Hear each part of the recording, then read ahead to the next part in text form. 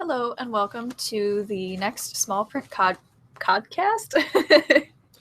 podcast Yeah. with your host. I am Elise and I blog over at roulettereader.wordpress.com. And I'm Dawn, and I blog at bangbangbookblog.com. Awesome. Today we are going to be discussing our favorite, most excited book covers Yeah. of 2016 of the Yeah. upcoming publishing. Wow, I'm really not eloquent today. No. Sorry. Anyway, we are going to be discussing our favorite book covers for the next few months. As always, we are podcasting about YA books specifically, so these following covers are the ones that we are excited about. Let's get started. All right. So the first one is Broken Crowns by Lauren DiStefano. Yes. And it looks like a wedding topper. Yeah, kind of. A porcelain wedding topper that is being shattered. And the tagline is, "No one can rule forever." Dun, dun, dun. I thought it was cool just because it looks like almost like it's exploding from the inside, or like a bullet is going to shoot through it at any moment. But yeah, you're right. It does look like a wedding topper. It's like one of those porcelain things that like your grandma has around their house. But they collect Yeah, those precious moments. Yes. Oh my gosh. I had those. Of course you would. I had the train. They had this like train of like animals. Each year you turn a different age. Yeah, I went all out. Okay. They do. They look like precious moments. Yeah, they do. Yeah. I have not read the series, so It's the first book, isn't it? I don't know. It's a new series. That I don't she's think coming so. out with. I think this is book Are 2. you sure? I think it's book 2. Crowns. Whatever. All right, moving right along. This cover is kind of similar, actually, now that I'm looking at it. This is Dreamers Don't Lie, or I'm sorry, Dreamers Often Lie by Jacqueline West. And it features a girl, her hair is down, she's in a dress that seems to be, her entire body seems to be disappearing into this tinsel-like rain, almost. It's pretty cool. Dreamers Often Lie. In other words... she's holding it too. She's holding the fringe. Yeah, so the cover is indicative of like illusion or altering realities. Yeah, I have not read anything by Jacqueline West. I have never heard of Jacqueline West. I actually haven't either. Yeah. Alrighty then. The cover's awesome though. Yeah. Caught our attention. All right. Next one is a big one. Drumroll please. No. Crooked Kingdom by Leigh Bardugo. This is a really cool cover. Yeah. It sticks with the theme of Six of Crows. So it does have the crow on the cover, but you can more clearly see the bird. And the illusion seems to be this sort of like castle, these castle turrets. Yeah. And it's also a crown. And it's got some blood on the crown. It's pretty cool. And then underneath the crown, there's a town. Yeah. Yeah. Which all could be of her Ketterdam, books or maybe? usually have this illusion effect. I know when I read Shadow and Bone, I did not realize it was antlers on the cover until years later. So that happened. Yeah, she has great cover art. Yeah.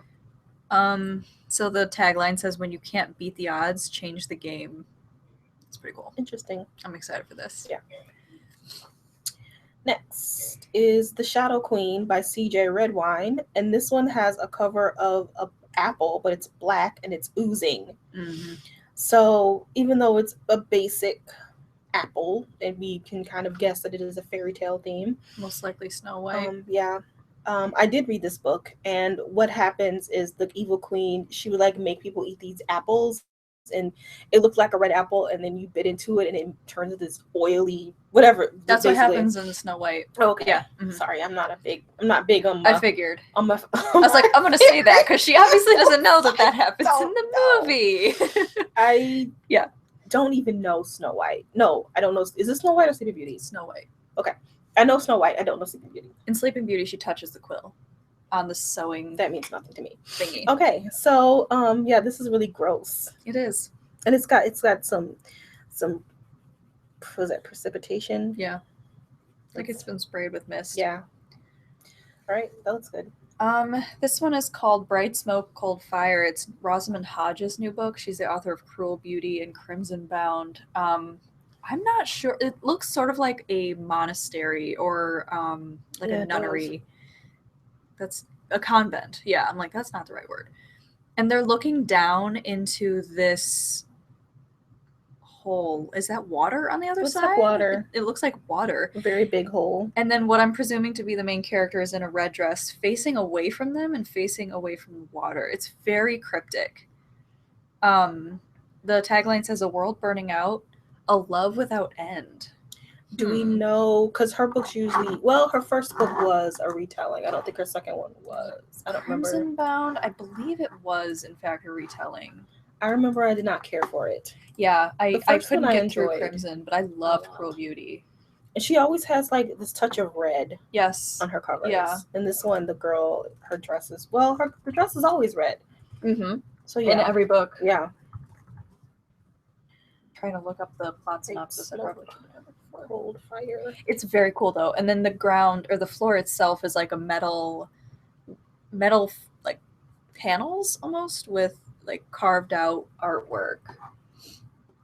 Yeah. Oh, it's like Romeo and Juliet. Okay. It's kind of a Romeo and Juliet retelling. So these must be the nuns at the convent that she goes to like buy the poison or something. It's been a while. We're inferring a lot here. All right.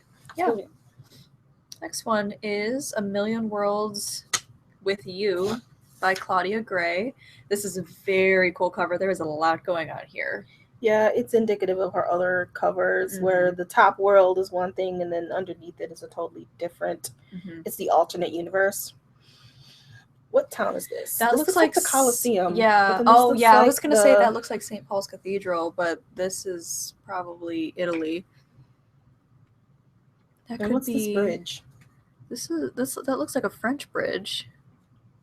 Like the Pont Neuf. We don't know what city is on the top. I think she was in Russia in the first book. I did not read the second book, but she was in England and Russia in the first book. Yeah, that's definitely the Colosseum. So she's probably in like France and Italy. And then the bottom is like a scene from outer space. There's satellites, and then you're looking down onto a planet. Yeah. Which may or may not be the Earth.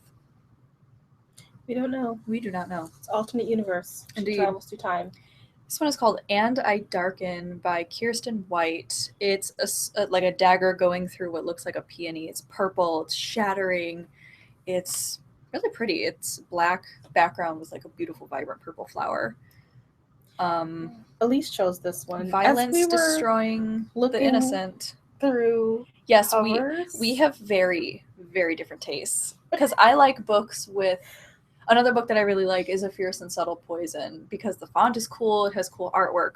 But Dawn's like, she looks for different things, and that's fine. You know, but... I do enjoy a good typography, but... I liked this because the flower is being destroyed by the dagger, so it's clearly some kind of metaphor for what's happening in the plot. You know. Is this book one? Yes. It's a new series. Have I read anything by her? I don't know if I have not. I'm not familiar with her. She sounds familiar, but I don't read anything. All right, the next one is The Marked Girl. And once again, we have the upside down different worlds, which is becoming a trend. And now it's going to be overdone. So maybe they need to stop now. So this one is, you can turn the book over. So if you flip the book upside down, it's a city. And then if you go the other way, it's like a jungle. It's a jungle. Well, that's cool. Yeah. You could actually flip it. Could you flip the other ones? Yeah. I mean, well, I guess so. No, not really. No. This one flips. Oh, you noticed that. Okay. This book is by Lindsay Klingel. I don't know. Her home is her city, his home is his castle, but they're both destined for more. Hence the two coming together in this beautiful point of shining bright sunlight. I guess so. It's a cool cover. If she's debut or what. But I've never heard of her. She might be. I have not. Moving on. This next book is one we're both pretty excited about. This is Exit Pursued by a Bear. It's E.K. Johnston's new book. She's all over the place with what she likes to write. She's done magical realism. She's done fantasy before. So this is her foray into contemporary realistic fiction. And it features a girl, a cheerleader, like in mid-pose, like mid-flip. I don't know what that pose is with her called. like leg. She's doing... it's really cool. She's doing splits in the air and she's flipping upside down. And there's hands down at the bottom indicating that she's just been thrown or might be caught. You're not really sure, but it's really cool. You're probably excited about it. I'm indifferent. I'm not excited about any book. I'm just enjoying the covers. Sure, sorry, yeah. I'm definitely excited about this book. All right. The next one is The Beauty of Darkness. This is the last book, right? Yeah, this is the last book in the Remnant Chronicles by Mary E. Pearson. So it's the Kiss of Deception series is what some people refer to it as. It features a woman on the cover with a sword in her hand, and she's heading into battle. And there's some interesting looking fellows over her left shoulder. Yeah. We're actually getting a closer view of the characters. I don't know if these are actually any of considering that you can't see anyone's face over here and you can clearly see their face, I think it's intentional. Okay. Yeah. And it's very blue. It's very blue and, well, sometimes blue is sorrowful. Blue also often indicates memory. It's definitely intentional. And her hair is very dark in this cover. We were discussing that earlier. Yeah. It's like going darker and darker, almost to the point where we thought it was someone, like a different character on the cover almost. Well, I don't What's that about? Why would they put someone other than Leah, though? Well, no, it's her, because we're rereading the first book, and I believe she has black hair in the first book. She's darker skin. I don't know if she's darker skin, but her hair is dark. She's fair, if you will, like dark hair, but light-skinned, I guess. Yeah, but in book 1, her hair is brown. It looks like almost dirty blonde in the Kiss of Deception cover. So I don't know if they just changed the covers to make them a little darker, or let me look at, because the background of here is very green. It's got the same effect here as this here. Let me look at book 2.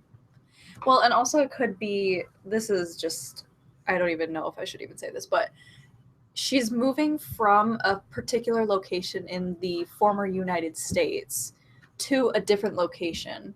Maybe that's affecting her hair color, because, like, my hair, when it's in the summer, it's much lighter, and then in the winter, my hair darkens a lot.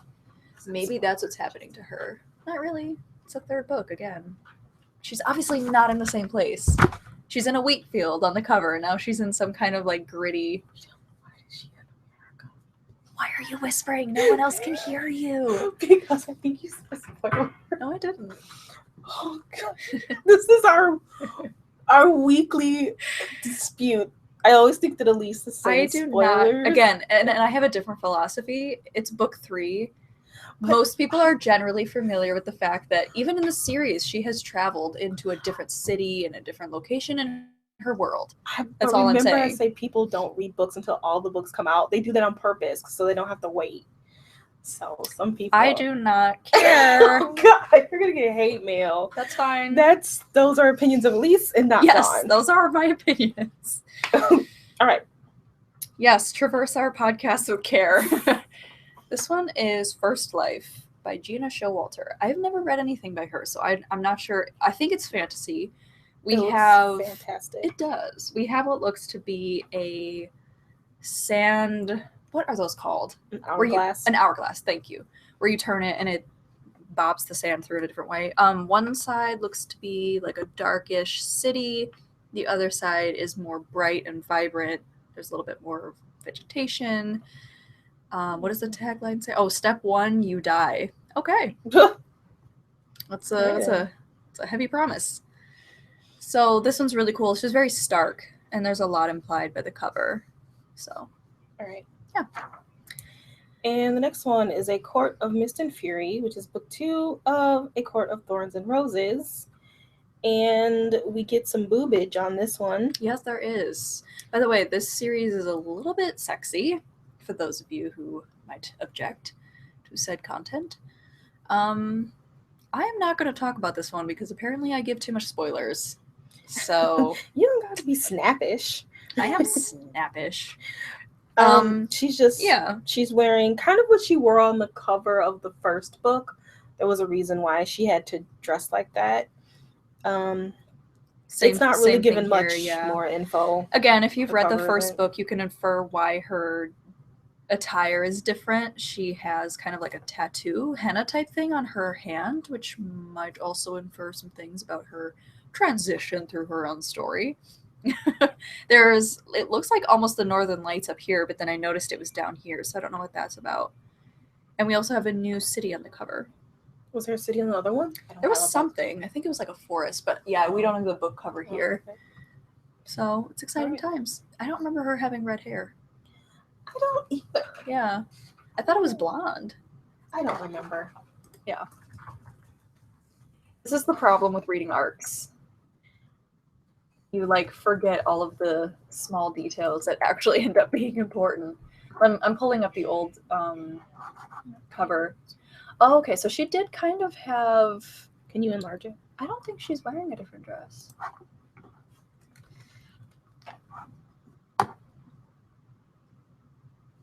And we are waiting. Okay, there we go. So she still does... Yeah, it's the same dress. No, it's not actually. It's a little bit different. No, she does have red hair, but yeah, she's got a forest off to the side. So now she's in a... There's a city on the cover, yeah. Very cool. All right. And the last book we will be discussing is The Winner's Trilogy. Yes. The Winner's... Yeah, whatever. I think it's... Yeah, The Winner's Trilogy. I don't know. This has 2 different covers. Apparently, there was some kind of controversy with the first cover that was released to the public. This is the first cover, right? Yeah. Okay, so the first cover was kind of a more contemporary looking cover. We have Kestrel in this like war leather outfit. She's got daggers and a sword, and she looks like she's in the midst of some kind of big battle. But the dress is gone. The typical cover is nowhere to be found, and there was an outrage on Twitter. People were upset. I was upset because I just didn't think that was Kestrel. Like, she's not a fighter, and in this book, it's making it seem like she is. Other people were upset because it's not going to complete their set. Like, their covers are going to be different. They don't like that. Yeah. So Marie, she was indifferent. She was just like, oh, guys, like, so we have no idea what her opinion was. Right. She was just going with the flow. Being diplomatic. Yeah. Yeah. And then a week or 2 later, they were like, no, we're going to go back to the original dress and sword. Right. So now we do have that cover. She's in a red dress this time, and she's got a large sword that's kind of laying across part of her dress. She's not holding it. I believe in the first 2 she was holding. And see, this cover, the actual cover, the one where she's in the dress, it's very indicative of her personality. As you said, she's not a fighter. In this one, she's literally cowering on the ground, looking up at whoever is looking down at her. So they're completely different attitudes. Is she cowering, or is she like... She's bending over. She's got her arm down for support. She's like grabbing her neck. Something is... She's trying to either protect something or... I don't know. What I noticed is that her sword gets bigger by the book. So here's a little dagger. This one is a little longer, and that one's really long. That's an actual sword. But she's not holding it in the third book. She's holding it in the first 2. Mm-hmm. I don't know if that means anything, but we go from holding 2 swords to not holding one at all. Yeah, on the first book cover that elicited controversy, she's got 2 swords in her hand. And in this one, she's not even holding it at all. She's in a cowering position. That's just the word I'm using. I'm not sure if she's cowering, but she's bent over. She's on her knees. So it's a totally different stance. Definitely different. And they give off such different feels. It's even a different model, which is strange. Is it a different model? They were saying it was the same girl. Oh no, that's not the same girl. That doesn't even look the same. Her cheekbones are crazy. She does not really a lot of cheekbones. It doesn't matter. Either way, it's a totally different character. Yeah. I don't have a preference over which cover I like best. I like the dress. Yeah, I like this one because of the continuity, but I mean, that would be a very good like paperback cover, I guess. I don't know. I suppose. Yeah. I'm glad they changed it back. Yes. I'm very happy. Yeah, I am too. It would be weird to have a third book with just a completely different cover. Yeah. So, all right. Well, that is the end of our beautiful cover list. We've got what? Nothing. At the end of our cover list podcast. Beautiful cover list. I don't know where I was going with that. I really shouldn't be talking today. It's been a long day. It has been a long day, and it's only 2:00. Let us know what covers you're looking forward to or what you like best. As always, you can tweet us. You can tweet me at Elise Renee M. Tell me if I'm giving too many spoilers in the podcast, as Dawn alleges. And you can tweet Dawn at Bang Bang Books. All right. We'll see you on the flip side. Bye.